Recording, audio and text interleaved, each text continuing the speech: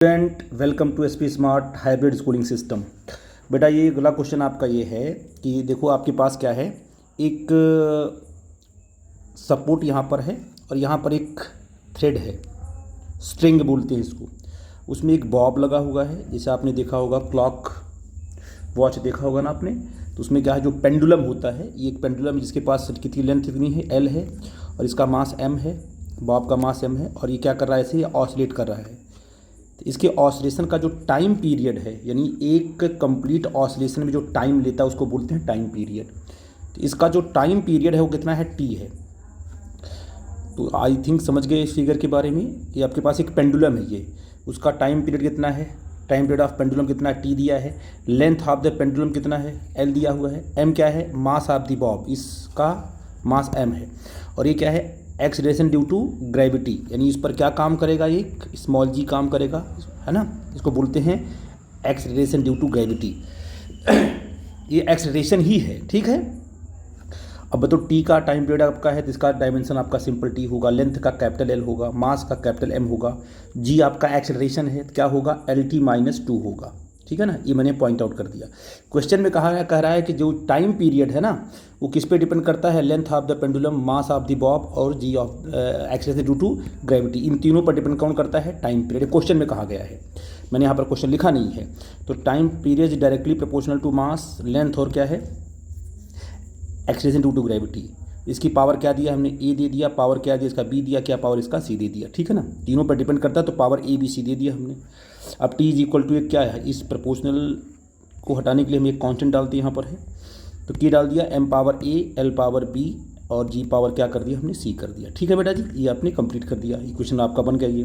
अब क्या करेंगे, दोनों ही साइड का डायमेंशनल फार्मूला लिखेंगे। तो टी का क्या लिखेंगे, M zero L zero, simple T one है, के आपका कांस्टेंट है, कोई डायमेंशन नहीं होगा इसका, एम की पावर ए, एल की पावर क्या है, बी है ना बेटा जी, एल की पावर बी है, और जी क्या आपका है, एल टी माइनस टू है, इसकी पावर क्या हो गया आपका, सी, ठीक है ना। अब क्या करेंगे, देखो एम की पावर ए, एल की power B as it is लिख दिया मैंने। अब इस सी को हम एल के पास लेके आए तो एल पावर सी हो गया, और यहाँ लेके आया तो एल माइनस टू सी हो गया, है ना, ठीक है बेटा जी। अब हमने क्या किया, देखो एम तो अकेला है, एज इट इज लिख दिया मैंने यहाँ पर, एल दो है तो बेस बराबर है तो पावर आपका हमने ऐड कर दिया, और टी पावर माइनस टू सी लिख दिया बेटा जी, ठीक है ना। अब क्या किया, दोनों साइड के पावर को कंपेयर कर दिया, मास की पावर को मास के साथ, comparing the power on both side, ठीक है ना। ए इज इक्वल टू क्या तुम्हारा हो गया, जीरो हो गया पहला इक्वेशन। बी प्लस सी क्या होगा आपका, जीरो होगा। देखिए यहाँ बी प्लस सी कितना है, यहाँ आपका एल की पावर जीरो जीरो कर दिया आपने। यहाँ पर टी की पावर क्या है, माइनस टू है, यहाँ पर टी की पावर वन है, तो यहाँ पर minus two is equal to क्या कर दिया आपने, one. There are three equations. अब ए तो पहले ही जीरो आ चुका है, नो प्रॉब्लम।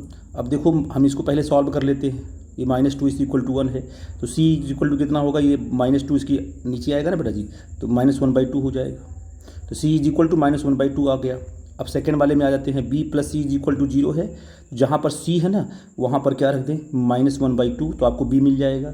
तो बी प्लस है ना, लेकिन ये माइनस में है ना सी, माइनस वन बाई टू रख दिया, ठीक है ना। और जब इसको ट्रांसफर करोगे राइट साइड में हो जाएगा तुम्हारा प्लस, तो B is equal to one by two हो गया। तो C is equal to minus one by two, B is equal to one by two, और A is equal to zero आपका आ गया। अब इसी तीनों वैल्यूज़ को आप यहाँ पुट कर दोगे, तो टी इज इक्वल टू के है, एल पावर कितना आया, बी है आपका, एल पावर क्या है, बी है, तो प्लस वन बाई टू रख दिया, और जी पावर आपका क्या है माइनस सी, अब जी पावर आपका सी है, सी की value minus one by to रख दिया। और आपको पता है कि जो माइनस की पावर उसको कहाँ लेके आएंगे, हम नीचे लेके आएंगे तो प्लस हो जाएगा वो, L power one by two और जी पावर वन बाई टू नीचे आ गया तो प्लस में बन गया। अब यहाँ भी वन बाई टू, यहाँ भी वन बाई टू, पक्का है वन बाई टू जहाँ होता है वो हमारे रूट में आ जाता है, तो ये भी रूट में आएगा, ये भी रूट में आएगा, तो के एच डी लिख दिया हमने, रूट क्या कर दिया, एल अपॉन जी लिख दिया, ठीक है बेटा जी। तो ये आपका आ गया main equation, T is equal to K under root L upon G, ये आपका मेन फार्मूला आ गया। के की वैल्यू 2 पाई होती है, आपको नहीं पता होगा, ये पहले से निकाला गया है तो आपको लिखना नहीं, अगर आपको याद होगा तो आप लिख देना, T is equal to 2 pi under root L upon g. तो ऐसे फार्मूले की बात हम करते हैं, ये फार्मूला आ गया। अब किसमें रिलेशन आ गया, ये time period of the pendulum, length of the pendulum and acceleration due to gravity, ये आपका मेन फार्मूला होगा। आई थिंक मेरी बात आप समझ गए, ठीक है बेटा जी। बड़ा इंपॉर्टेंट है, कई बार ये आपके क्वेश्चन पूछा गया है, इसलिए इसका ध्यान देना आप लोग, ठीक है बेटा जी। Okay, it's all right.